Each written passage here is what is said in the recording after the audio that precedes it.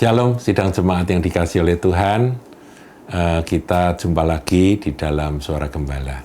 Dan kali ini, saudaraku, saya ingin berbicara tentang saat-saat di mana Ayub menjelang dipulihkan oleh Tuhan.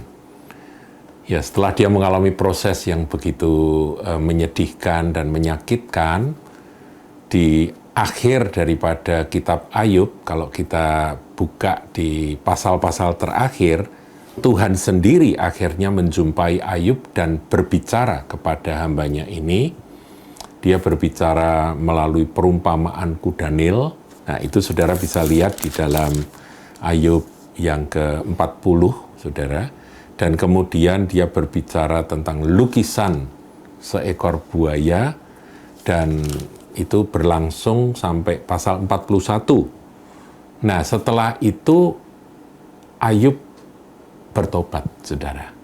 Nah, kalau saudara bertanya, pertobatan Ayub itu apa? Kan dia itu nggak salah, saudara. Tapi rupa-rupanya nggak ada manusia yang tidak bersalah, ya. Memang dia orang benar, dia orang yang hebat, orang yang takut Tuhan. Tetapi Tuhan mau menyempurnakan akan hamba-hambanya. Nah, Ayub di sini menyadari akan ada beberapa kesalahan yang harus dia akui di hadapan Tuhan. Kita lihat di dalam kitab Ayub pasal yang ke-42, judulnya Ayub mencabut perkataannya dan menyesalkan diri. Jadi Ayub menyesal, saudara. Berarti dia tahu dirinya salah. Maka jawab Ayub kepada Tuhan, "Aku tahu bahwa Engkau sanggup melakukan segala sesuatu dan tidak ada rencanamu yang gagal." Ini poin luar biasa.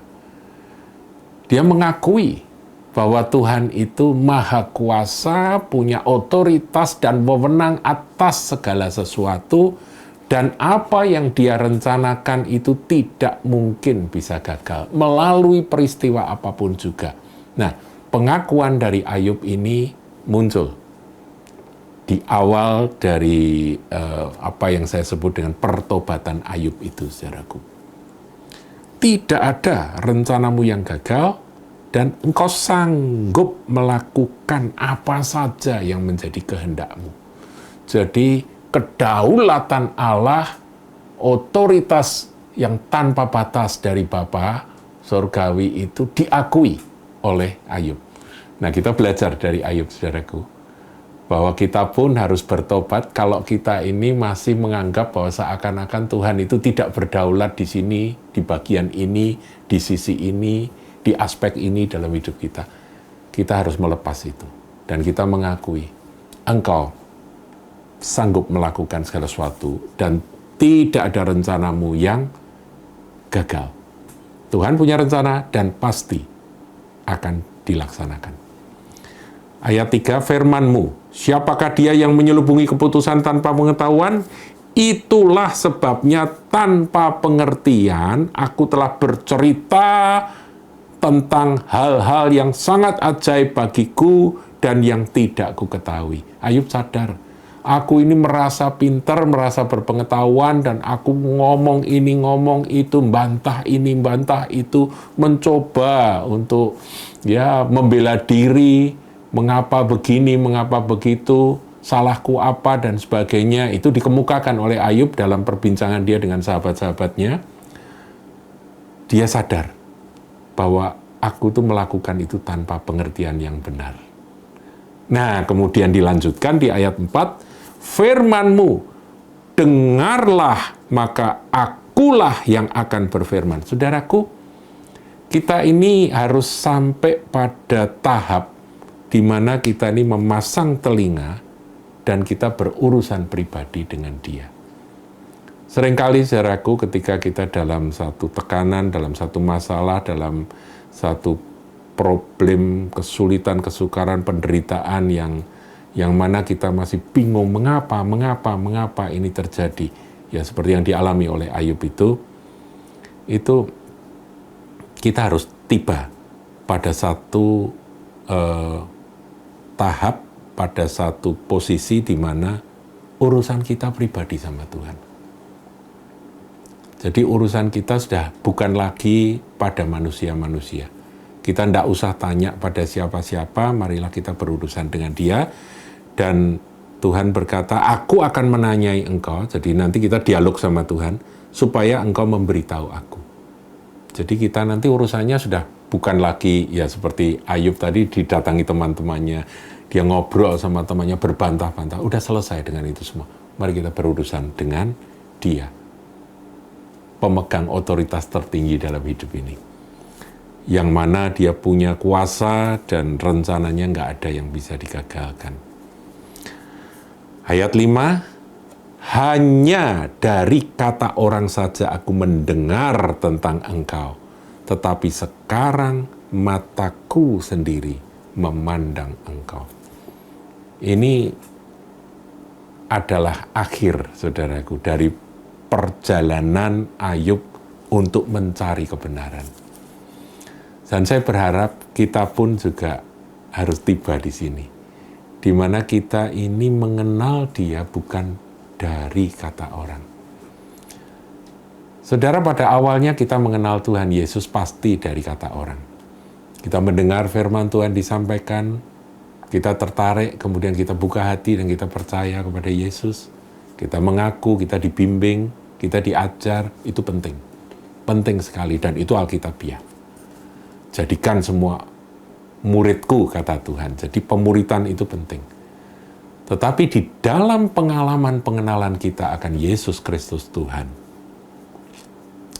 ada saatnya kita tidak lagi hanya dengar dari kata orang.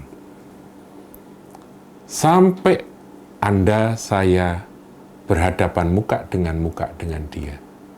Dia menanya pada kita dan kita menjawab Dia. Dan kita berdialog dengan Tuhan secara pribadi. Sampai kita jumpa muka dengan Dia. Makanya dikatakan, sekarang mataku sendiri memandang engkau. Bukan dari kata pendeta, bukan dari kata pembimbing rohani, bukan dari kata si A, si B, tapi dari engkau sendiri. Dari bibir mulut Tuhan yang aku dengar sendiri. Saudaraku, kita harus tiba pada tahap itu dalam perjalanan kedewasaan rohani kita. Pertumbuhan kita menuju kedewasaan.